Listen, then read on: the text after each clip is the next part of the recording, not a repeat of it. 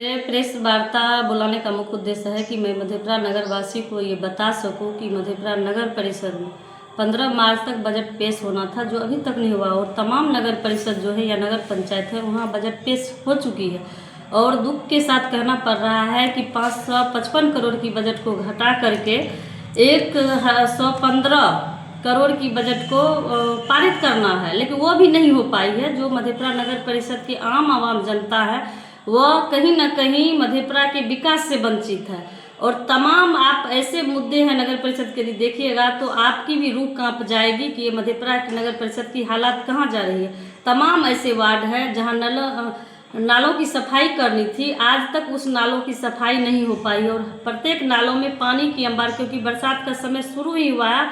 और आप देखिएगा कि मधेपुरा में शायद मुझे लगता है कि कोई ऐसी गली नहीं है जहाँ नदी यदि नाव भी लगाया जाए तो वो कहीं से कम नहीं होगी।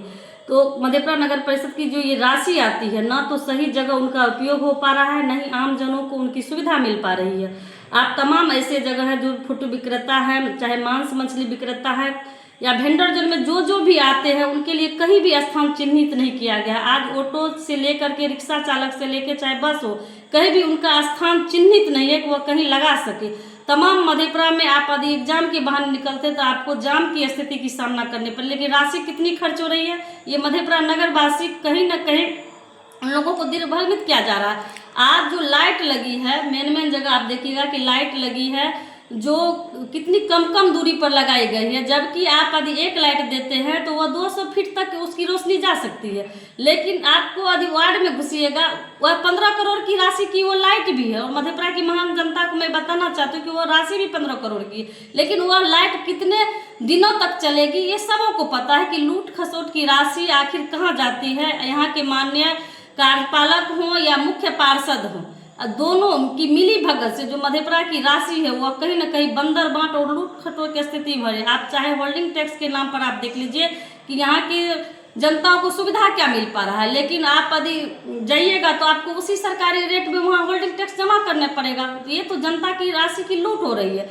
और तमाम जो हमारी ग्रामीण महिलाएं क्षेत्र से आती है वह आप शहर में घूम कर रह जाइएगा, आपको एक भी शौचालय नहीं मिलेगा। और महिलाएं हैं जो मुझे लगता है वह घर से आती, फिर वह घर जा करके ही शौचालय या बाथरूम का कहीं भी जगह आप बताइए कि चाहे कोई दूर से आती है, मैं चाहूँगी कि मैं बाथरूम या स्नान करके अपनी ट्रेन पकड़ सकूँ, वह भी नहीं कर पाती है। लेकिन राशि कितनी की खर्च होती है।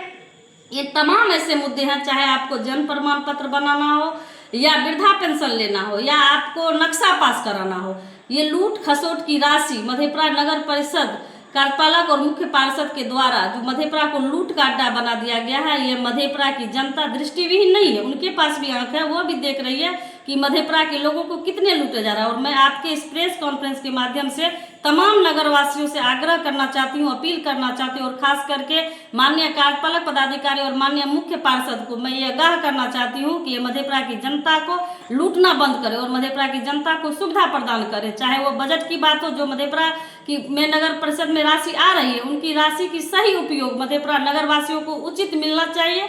आज इंदिरा आवास के नाम पर करोड़ों का यदि जांच होगा तो मुझे लगता है कि ऐसे सैकड़ों लोग होंगे जो कटघरे में खड़ा होंगे, क्योंकि गरीबों जो सरकार राशि दी जा रही है प्रधानमंत्री आवास योजना की, उनकी भी राशि में बंदर बाट हो रही है। 25-25 हजार रुपया मुझे लगता है कि कहीं कहीं से वसूल किया जा रहा है दलाल के द्वारा।